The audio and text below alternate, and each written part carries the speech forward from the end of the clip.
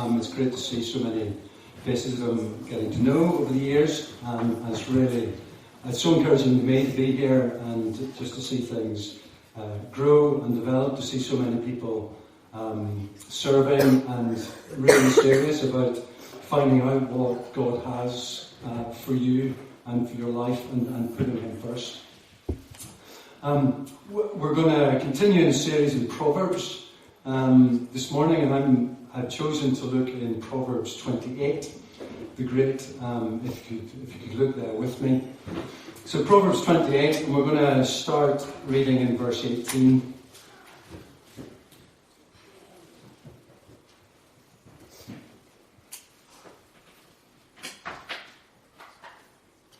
And it says there, the one whose way of life is blameless is kept safe, but the one whose ways are perverse or crooked will fall into the pit.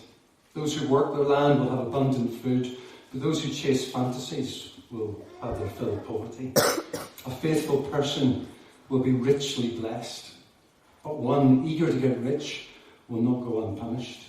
To show partiality is not good, yet a person will do wrong for a piece of bread. The stingy are eager to get rich and are unaware that poverty awaits them. Whoever rebukes a person will in the end gain favour rather than the one who has a flattering tongue. Whoever robs their father or mother and says it's not wrong is partner to one who destroys. The greedy stir up conflict, but those who trust in the Lord will prosper. Those who trust in themselves are fools, but those who walk in wisdom are kept safe. Those who give to the poor will lack nothing, but those who close their eyes to them receive many curses. When the wicked rise to power, people go into hiding, but when the wicked perish, the righteous thrive. Where do you go for life advice? Where do people go in the borders for life advice or wisdom? And it's interesting, in 2019, the self-help industry, particularly through books, grew in the UK by about 20%.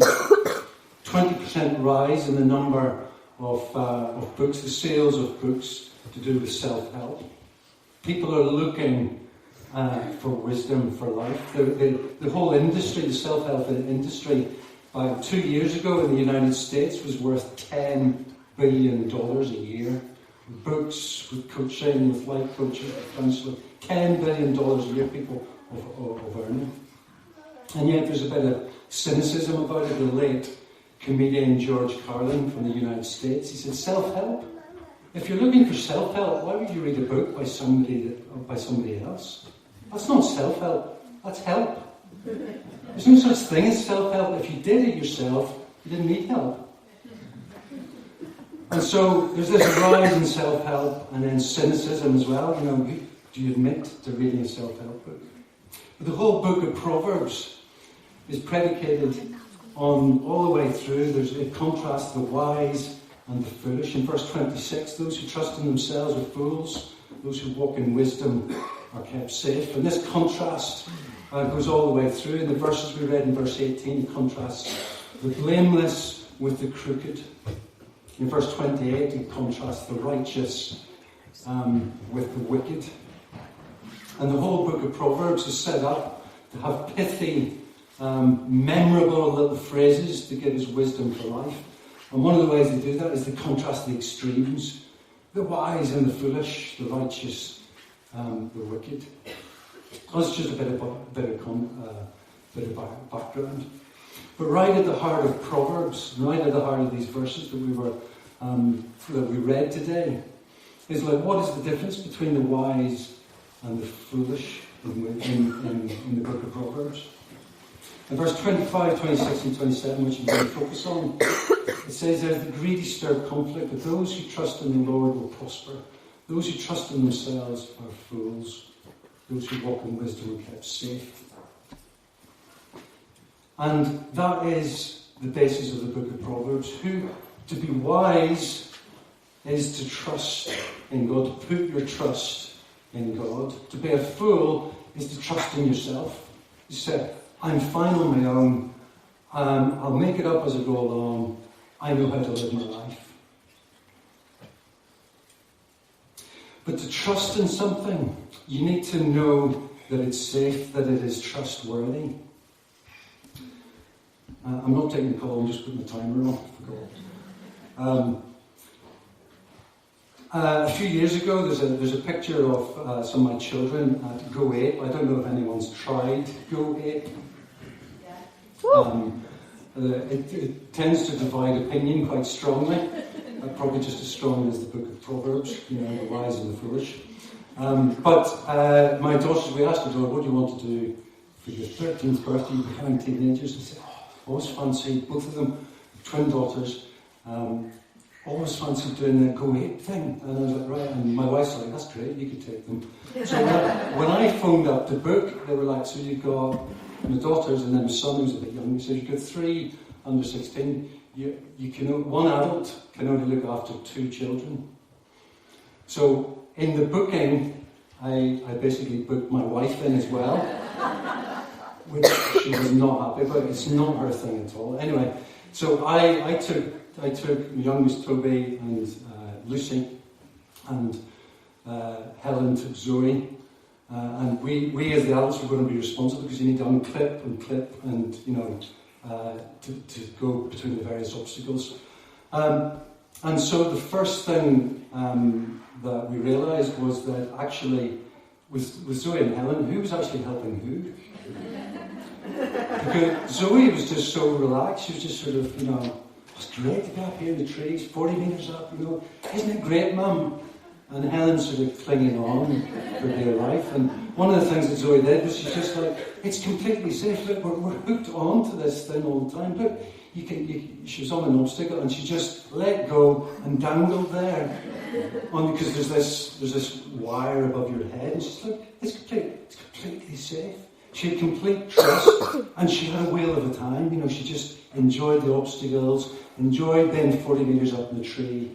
And Helen, on the other hand, couldn't get her head around the fact that she was actually attached to something, that she didn't have to hold on and grasp on. She didn't trust the system. But fortunately, Zoe, at 13 years old, managed to get Helen round. And although she survived, I think the whole of the Borders actually knew that Helen was there that day with the screams. She said she's never going on anything like that again. We need to trust. And in the book of Proverbs, a lot of people look at the Bible or look at the book of Proverbs and say, it's just a whole load of do's and don'ts. Why can't I just be free to live my life the way I want to live it? And that it isn't just a whole load of random do's and don'ts. This is wisdom for living. This is the book of Proverbs is about you want to live flourishing lives, you want to live fulfilling lives. Actually, here's some guidance about how to do it.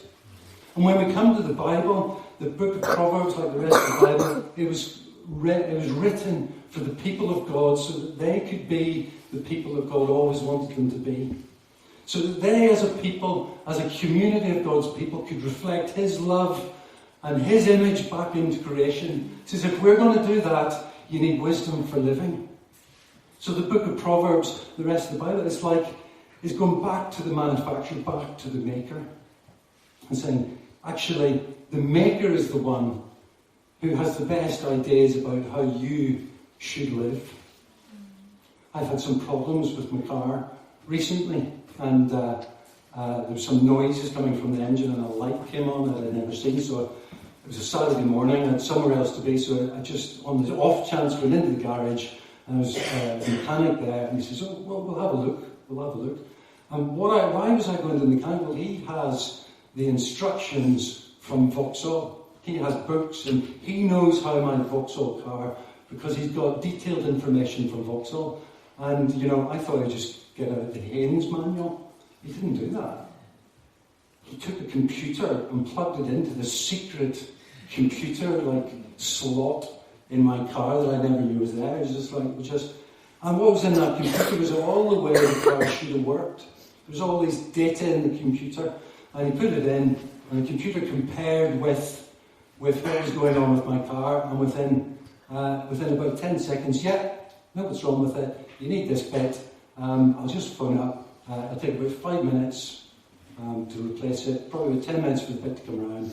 Phoned up. Yeah, we've got the bit in stock. Within 20 minutes, I was out of there. It was really quick. If only the bill was as easy as that. So it's getting back to the manufacturer's instruction. This is the way you should live. So that's what Proverbs is all about. And the topic for today is generosity. Some of those verses, we read quite a few of the verses, are about how we live and what we do with what we've got, with what God has given us. So it's about generosity. Quite a number of years ago, before I was married, more years than I care to remember, I was courting my wife. We had lived in different towns to finish university, and at the end of university time, my wife decided to move to Brussels for a year to be an au pair, which was really encouraging to me. Is this relationship going well? Anyway, she was in Brussels, and she had to look after a little boy, Nicholas, 3.5 years old. And one day they were coming back from nursery, and he says, you know, it's really good to share. And I was like, oh, what fantastic, 3.5 years, really good to share. He said, yeah, really good to share. Have you been learning about that? You've been learning about sharing, it's really good to share. And I was like, wow, you know, what amazing, like, this is going to be a great young man when he grows up. And to get that idea that it's really good to share your way. And then he just adds in a little sentence, I love it when people share their toys with me. And that's the thing with sharing. There's something gets in the way of our generosity, and it's us. It's me. We look at ourselves. So this whole philosophy of trusting in ourselves or trusting in God, how's that going for us? If you actually look at the self-help books, I looked at a couple of, here's the best 20 self-help books, here's the best 10 self-help books. These ones come up again and again. The magic of thinking big, so it's basically increasing your wealth. The 7 spiritual laws of success, the science of getting rich, see you at the top, think and grow rich, rich dad, poor dad. It's all like, so our self-help industry in there, it's about just gaining wealth. It's like our hope and security is in what we can get. How's that going for us? 50 years of the self-help industry. How's that going for us? There is 1.576 trillion pounds worth of personal debt in the UK as of 2019. 1.576 trillion pounds of personal debt. That's not government debt, that's just personal debt, people's individual debt. Yes, it includes mortgages, but it's the whole debt. 1.576 trillion. There's 50.8 billion pounds being paid off in interest annually by individuals in the UK. There's 10.1 billion being given to charities. 50 billion being paid off in interest on personal debt. 10 billion being given to charity every year. On a world scale, 26 individuals own 50% of the world's wealth. 26 individuals. So we own as much wealth as 50% of the world's poorest people. Half the world's people, 3.8 billion people, own collectively the same amount of wealth as 26 individuals in the world. How's this self-help, this trusting yourself? How do you think that's going on planet Earth? Do you think it's going well? And during our recession, there's been a year-on-year, since 2008, there's been a year-on-year increase in the wealth of the world's richest people, about 12% increase, while since 2008 there's been an 11% decrease in the world's wealth of the poorest people. See, trusting in stuff, trusting in yourself, is expressed in trusting in stuff, because if it's all up to me, it's all up to my wit and my ingenuity and to my gifts and to my how well I think and how well I can do stuff, then the stuff that we gather and bring to ourselves is the sign that I'm doing all right. It becomes our safety and it becomes our security. And what happens as a result is we hold on to those things really tightly, because that's a sign that I'm safe. And that word used safe is used twice in the passage we read.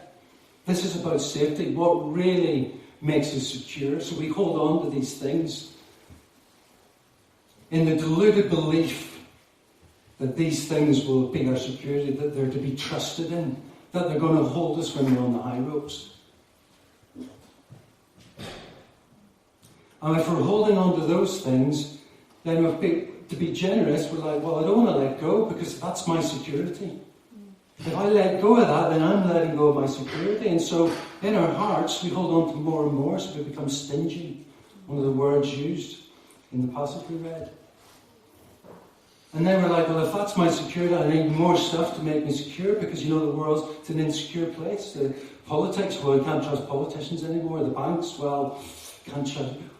We need to gather more and more, and so we become greedy, and we grab and grasp for more and more stuff, thinking that, well, if I have to trust myself, I need to gather myself as much stuff as possible.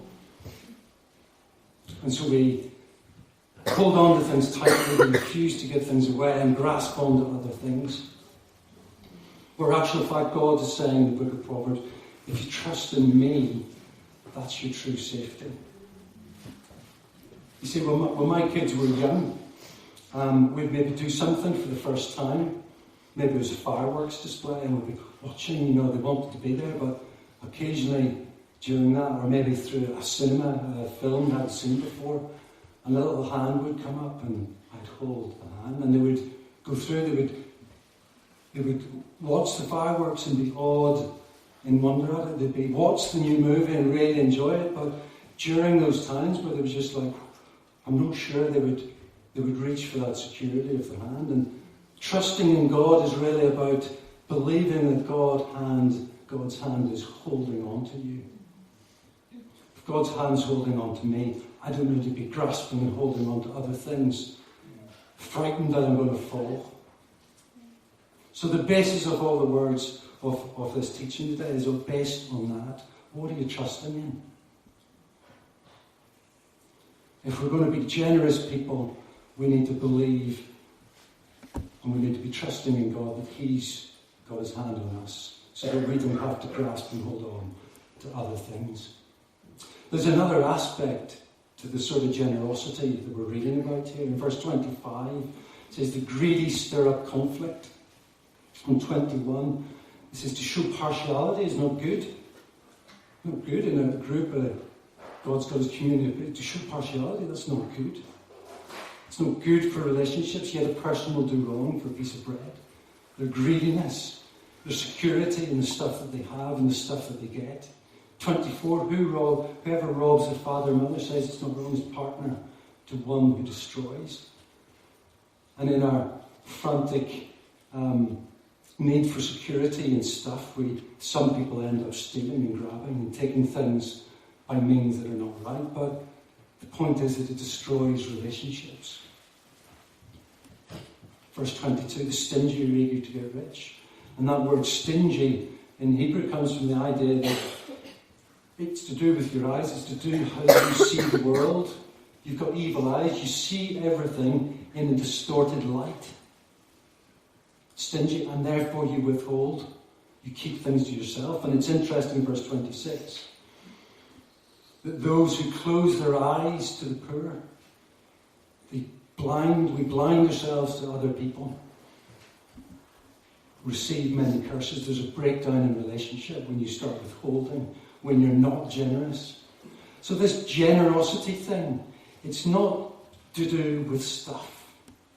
It's to do with our hearts and our character.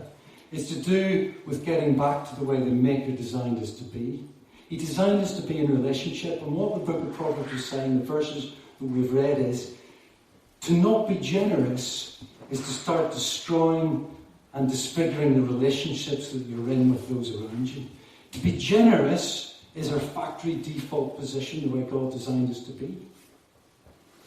That's who God wants us to be. That's who God designed us to be. So this generosity thing is about relationship with other people. It stems from how we see the world. Are we so focused on the stuff and our own security, we're focused on that gives us a wrong perception of the world, or are we looking up and looking around at other people? Looking around at the poor, taking into consideration those maybe who need our help. So this issue of generosity is based on the fact on what we trust in, but it's also a heart issue.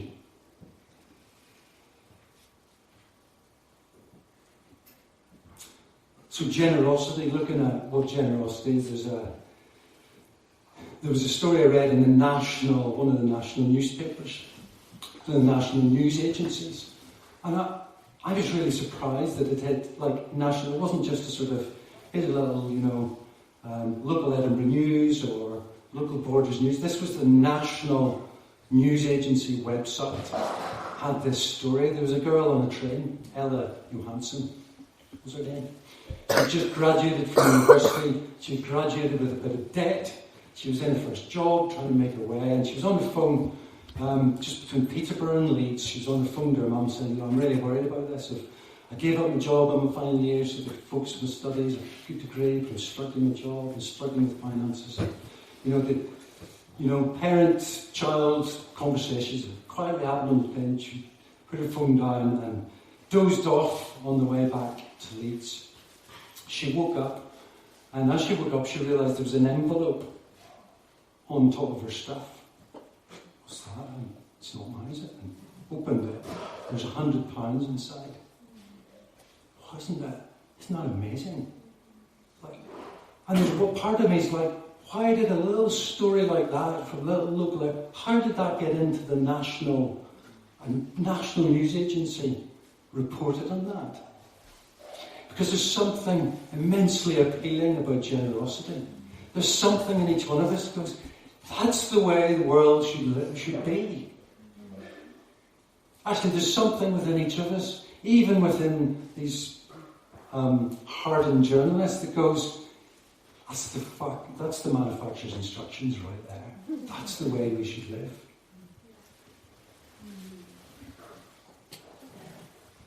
Because in verse 26, you look at the generous. Those who give to the poor will lack nothing, but those who close their eyes to them receive many curses. The generous look up and around them to see those around about them. They see others. They're not just focused on themselves, and they do something about the needs that they see. Because they're not focused on themselves, they're free to take on the concerns of other people. And they put themselves out in the process. To be generous is to put yourself out. It's all about relationships. So the relationship that we have with stuff affects our relationship with other people. Several thousand years after the book of Proverbs was written, a couple of psychologists called Paul Pitt and Dr. Kettner, great names, they're from the United States. They discovered the relationship between generosity and relationship. They did a whole load of experiments with different people from different stages in society, and their conclusion was to be greedy reduces our empathy for other people. There's a whole load of 5 or 6 different experiments, different situations. They did one on the roads, looking at the date and make and model of cars, and basically who gave way the most. People driving the latest models, or people driving cars that are a few years old. The result was people driving the latest models did not give us way as much. So that was just one of the experiments. But they did loads of others that if they were encouraged to talk to someone about how much wealth they had, loads of different people. And then after that, they said, you can take some candy home for your kids. We're going to actually give this candy to another group of kids afterwards, but if you want to help yourself. The people who've been talking about how much wealth they had, compared to the people talking about how much wealth other people had, they actually took more candy from these other kids. So there's little experiments like that. And basically the concluded was, if you focus on gathering and your own wealth and your own security and wealth, you will start not noticing other people. We could have told them that from the book of Proverbs, couldn't we? It's all there. So generosity. But generosity, and I want to open that up, yes, our relationship with stuff, because of the moment we live in history, in our time, we're sold this through the media and through advertising all the time. Your security needs to be more your stuff and what you gather yourself. But generosity is also about the time that we spend with other people. It's also about our attitudes to other people. I was at a Thanksgiving service yesterday for a friend, just a year older than me, but died suddenly before Christmas. And we had done mission community with them for about 5 years, so we knew them reasonably well. And I learnt loads of stuff from Dan. But one of the things I really learnt, and I was really challenged with, he never judged anyone. People would come with problems and difficulties. People would have made mistakes morally and ethically in their lives. And he didn't judge them. He just accepted them. He had a huge capacity to demonstrate grace and generosity to other people. How generous are we to people who aren't living lives that we would maybe think are appropriate lives or lives that are pleasing to God? Are we generous in our attitudes to other people?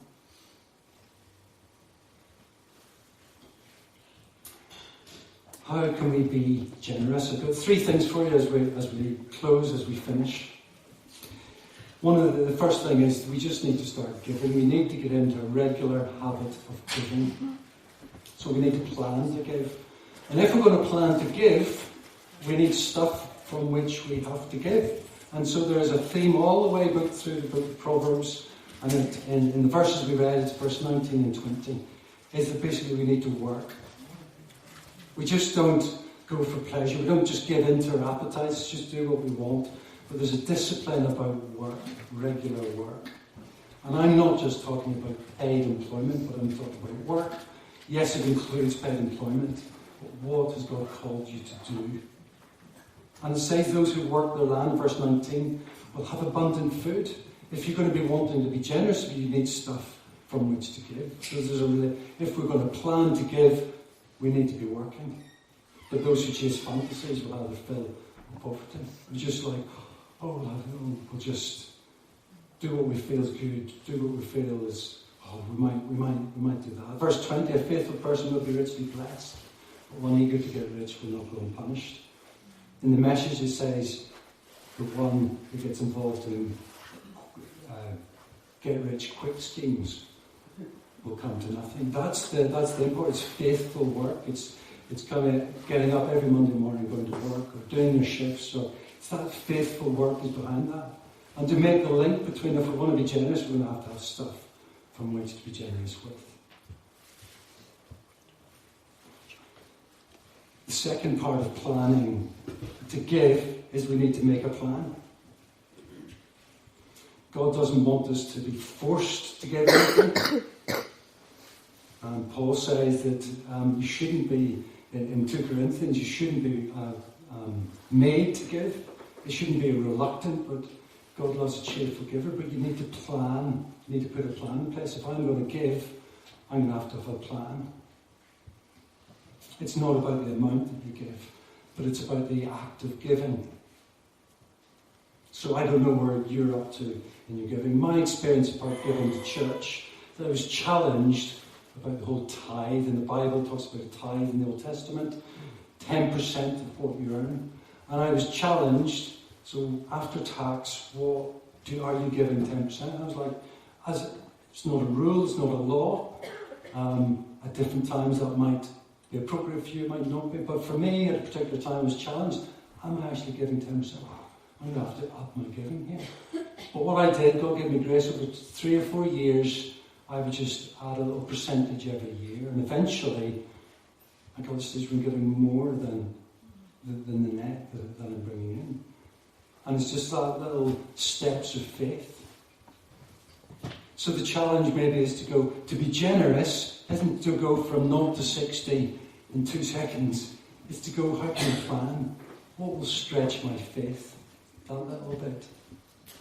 And if you break it down, it might be just a very little. In our missional communities, one of the values that's central in our missional communities is that we share resources. It's very hard to do that in our very individualistic societies, but one of the things we did in our missional community was if we're having a meal, everyone brings something.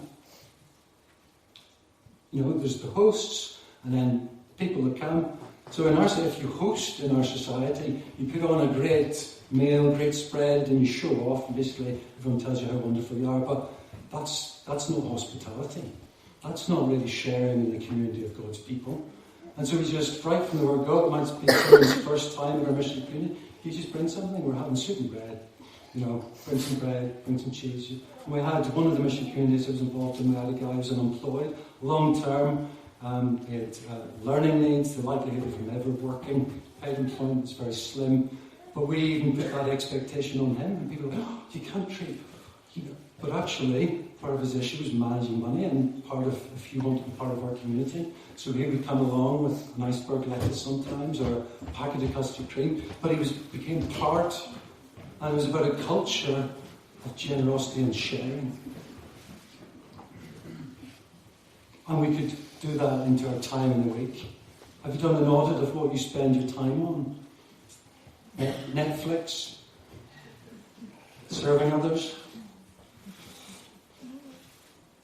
My third thing is to live simply. If we are going to give some of our resources, we're going to have to take a hit in the way we live. So to live simply, and I do not want to put I'm really loath to put any examples, because everyone needs to work that out for themselves. It's about your conscience. But it's the simple things, it's like I'm going to reduce the number of take-out coffees I have. So, I don't know, Edinburgh's probably more expensive, but $3.50 for a coffee. But if you reduce that by one coffee a week, 2 coffees a week, by the end of the year, how much extra money have you given? Why don't you just make your coffee at home before you go out with one of those environmentally friendly multiple-use cups? So I don't know what giving simply or living simply. Because it says there in verse 28, verse 27, those who give to the poor will lack nothing. It doesn't say that you'll have every luxury that you desire, but you will lack nothing. You will have enough. And another bit of Proverbs, chapter 30, verse 7 and 8 and 9. 2 things I ask of you, Lord, do not refuse me before I die. Keep falsehood and lies far from me. Give me neither poverty nor riches, but give me only my daily bread. Otherwise, I may have too much and disown you and say, who is the Lord? Or I may become poor and steal and so dishonour the name of my God. Give me neither poverty nor riches, but give me only my daily bread. So there's a sense, just enough for my needs, just enough I can live, and so that I can, out of my resources, honour others, bless others, and give generously to others.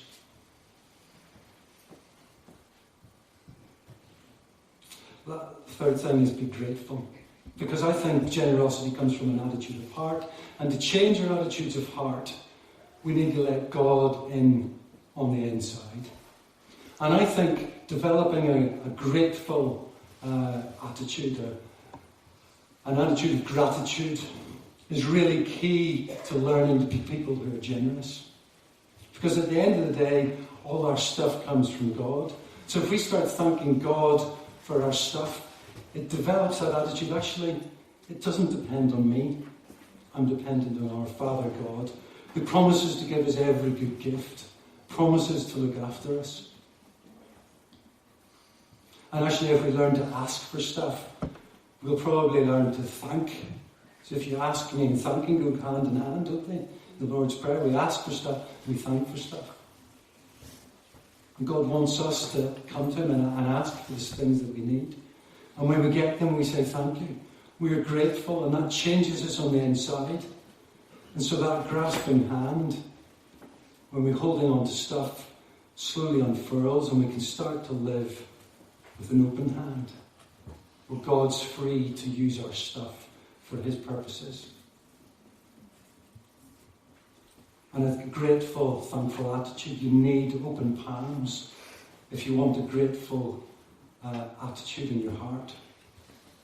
So there's three things to be thinking about. Are you planning to give? What does it look like to live more simply? And are you developing gratitude? We're going to finish, and I'd just like to point out that some of these things go back down to the deepest level of our beings. Where I've been talking about what we put our trust in, but where we find our security. And I'd like to turn back to the cross and read a couple of verses. In Mark chapter 10, verse 45, it says that even the Son of Man did not come to be served, but to serve, and to give his life as a ransom for many. See, as Jesus went to the cross, all the powers were gathered around him.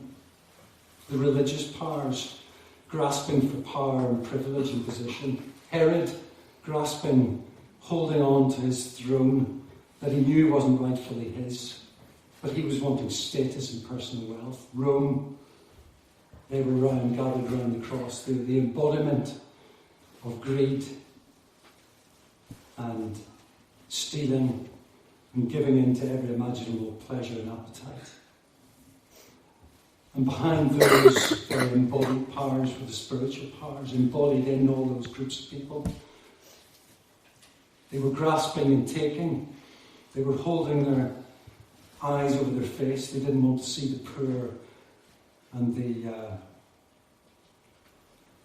the dark side of their leadership. And into this comes Jesus with self-giving love, with generous self-giving love. So he confronts the powers. The one giving his life for the many. The one standing up against the many. All these powers arranged against him. And there's Jesus alone on the cross. The embodiment of weakness. Not of power. And he confronts the powers. You think, how can one defeat all the powers? Well, he could defeat them because he came along and he changed the rules. Because if it's a power play, the rules are the strongest wins. We fight it out, and the most violent wins. That was the rules. And Jesus comes along and he says, no, I'm going to give myself, I'm going to give my very life to overcome these powers. Because if you're trying to grasp and you're trying to fight and someone refuses to fight, you can't really fight. Jesus kind of came and he changed the rules. He didn't fight force with force. That was always just escalates and more conflict. And someone else will always come along with more power and there'll be more fights. Jesus came along and changed the rules. He was silent to their taunts and threats. When the grasping hands came to arrest him, he willingly went with them. He submitted to their blows. When he was clamped to a cross with cruelty, he responded with forgiveness. Forgiveness. You see, you can't win against someone who won't fight according to the rules. And that's how Jesus broke every single power of greed, of stinginess, of the fears of lack of security. Every single one of these powers that have held our hearts, that stops us from trusting in God, has been broken because of Jesus. Because he went to the cross and triumphed over them. Paul says in Colossians 2:15, having disarmed the powers. You disarm a power, there are no powers anymore. He disarmed the powers and authorities. He made a public spectacle of them, triumphing over them by the cross. And Paul has a particular image in mind there. Bear in mind that Paul's writing Colossians from prison. He's in prison, prisoner of the Roman Empire. And he says Jesus has triumphed over the cross. Jesus triumphed over every power in the cross. And I think there was a little smile on Paul's face when he was writing this. Do you know what a triumph was? A triumph was when a Roman general defeated a far-flung place. And the general was allowed to come into Rome to receive his triumph. It was an award. And he would come into Rome, all his army would be there. Show of might and power. And there's Paul in prison saying Jesus has triumphed over every power on the cross. He's subverting the way the Romans thought, subverting the whole way we think power works. And he uses this image of Roman power, and he says, no, this is what Jesus did. Jesus actually overturned your power. You don't know it yet, but he has. So we have this image of the Roman general marching into Rome. Everyone's out to celebrate. His soldiers are there, and in the rear, all the prisoners that they've captured. And they've captured the prisoners not because they want to keep them prisoners, because they're going to display their power again, and they're going to publicly kill all the prisoners to go, we have completely annihilated that barbarian tribe over in Scotland or whatever it was. That's the image, and Jesus says, this is what I've done with every power. I'm walking into the heart, the seat of power, and I'm walking in triumph, having overcome every fear and lack of security, every ungrateful attitude, every ungenerous thought and action. And that's the Jesus I'm encouraging you to put your trust in. Are you putting your trust in this Jesus? Are you allowing him in life to just hold your hand so that you can hold out your other hand free with everything on it for other people to use, to give to other people? So in response, how do we respond to that? We need to realise that in trusting in Jesus is the way of wisdom. To trust him is to allow him to deal with the powers that prevent us from living our best. Are you trusting him to hold on to you so that you can generously open your hand out and give? Maybe you need to plan to give. Maybe you need to consider what living more simply means for you. Maybe you need to start developing on a daily basis, to develop a habit of gratitude by thanking God for the things that you've been given. Let's pray. Maybe we could respond. Would people like to stand up and just, if you feel you want to respond, if you want to respond, maybe we could all together hold our hands out. Just with open hands, and Jesus, I want to trust you. I want to trust that you've got me. And I'd love to just pray for us. Father, thank you that you've got us. Thank you, Jesus, that you've got a hold of us. That we can live free, open lives because you are holding on to us. Father, I pray that you would deal with our attitudes, deal with the powers that work in our own hearts, that we can live free and generous lives, seeing those in need around us, giving generously.